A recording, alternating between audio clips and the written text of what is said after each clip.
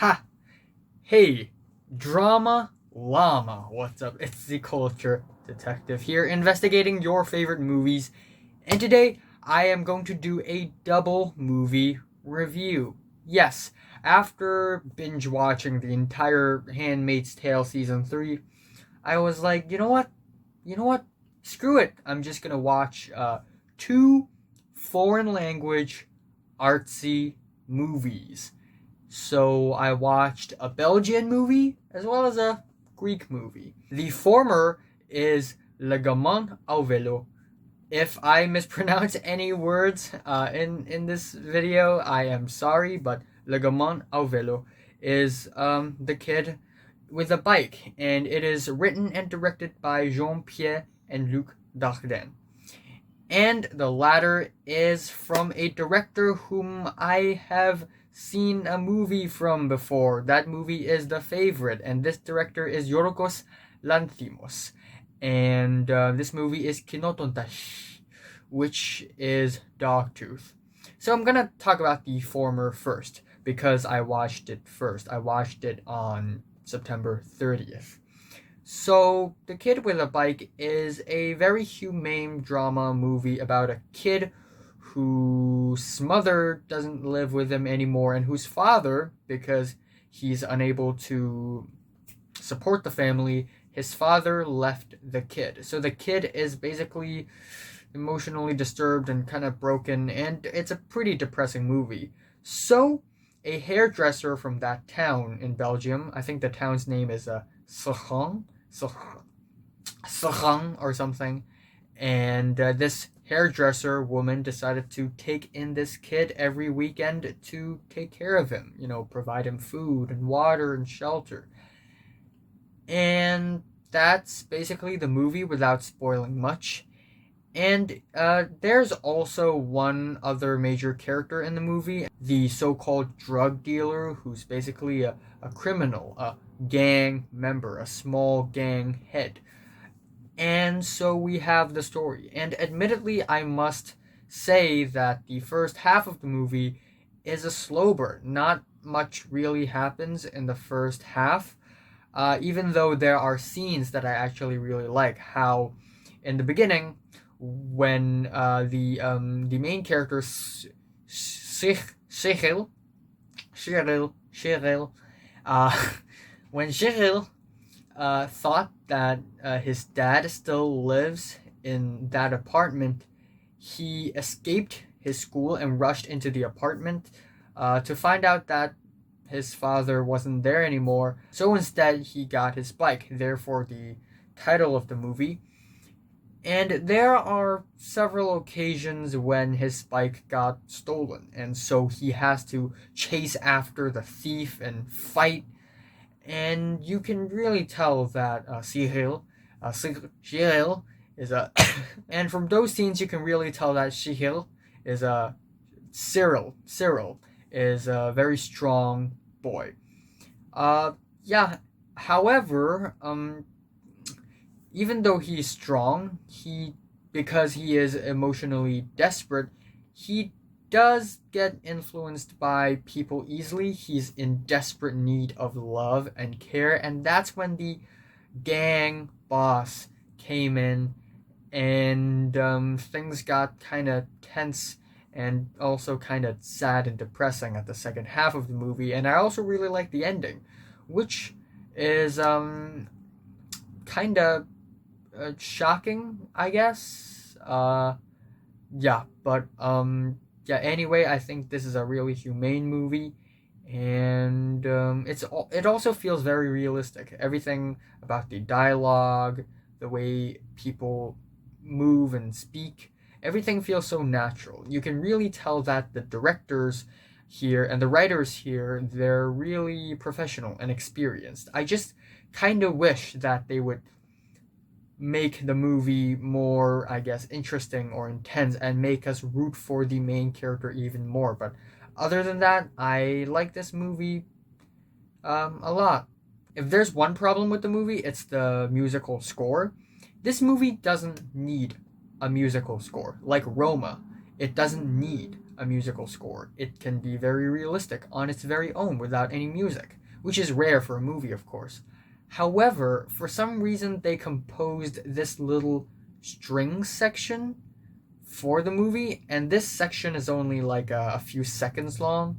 So it plays and then it ends abruptly and the scene continues, which feels kind of jarring and out of place. So I kind of wish that they would remove all music from the movie and let this movie just sink in as a slice of reality all the way from Belgium.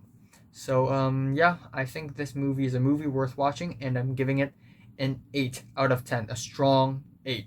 May grow on me, I don't know. Anyway, the second movie I'm going to talk about is a very interesting movie. It is Kynodontas by Yorgos Lanthimos.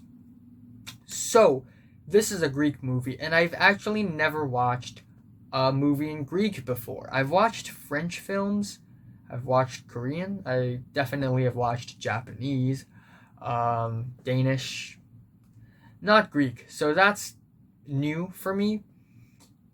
But what really makes this movie weird isn't really from the fact that it's Greek. It's because this movie is essentially a dystopian movie, a totalitarian dystopian movie. Yeah, it is basically a totalitarian thriller movie rather than just a straight up dystopia in the future and all that.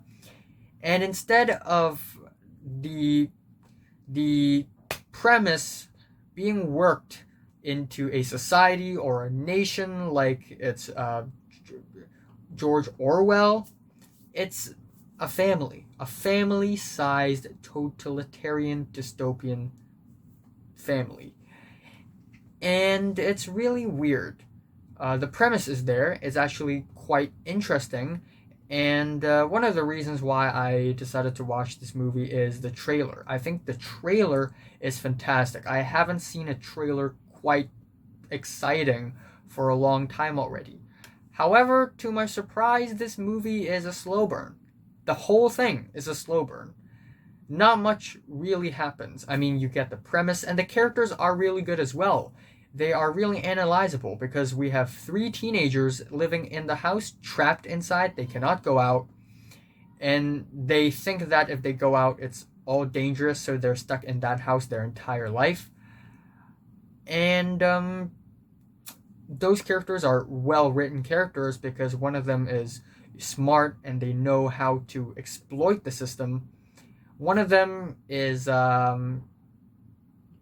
pretty emotionally desperate, and the main character of the movie doesn't exploit the system and uses the system to her own advantage, but she still has this desire to break out of the system. So the characters are good, they're analyzable, and the premise is really interesting. The plot, though, it doesn't really exist in the movie. Watching this movie is like watching a documentary where we see these teenagers being stuck in the house, and yeah, there is a plot, but it's very subtle and it's very scarce. You need to watch the movie very, very, very carefully in order to spot this very subtle plot line so that the ending makes sense.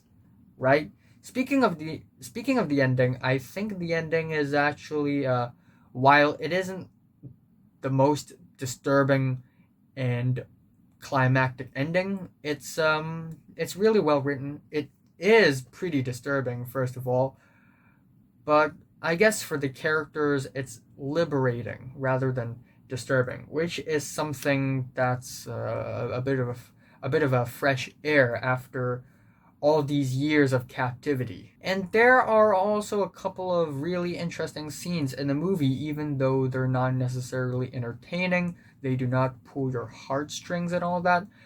First of all, there are so many sex scenes in the movie. So many. In fact, I think every single character who showed up in this movie also got naked in one scene or another, or maybe in multiple scenes. And most of them just have sex.